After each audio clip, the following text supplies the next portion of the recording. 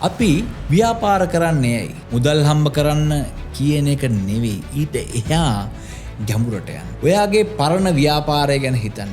දැන් මට අවංකව කියන්න ඒ ව්‍යාපාරය ඔයාගේ ජීවිතයට සේවයක් කළාද? නැත්තම් ඒක ඔයාගේ ජීවිතයම ගැටලු ගොඩක පැටලුවද? ඔයාගේ පිළිතුර මම දන්නවා. ඒ ව්‍යාපාරය ඔයාගේ බිරිඳ, ස්වාමිපුරුෂ, දෙමව්පියෝ, දරුවෝ එක්ක ගත කරන්න තිබුණු කාලය ඔයාගෙන් උදුරගත්තා. පවුලත් එක්ක එකට රාත්‍රී ආහාර ගන්න තිබුණු අවස්ථා ඔයාගෙන් උදුරගත්තා.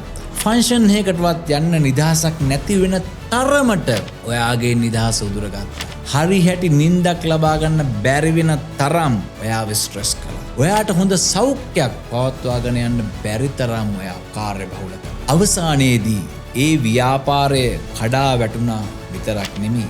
ඒ කඩා වැටීම ඔයාට ඔයා ගැන තිබුණු විශ්වාසයක් නැති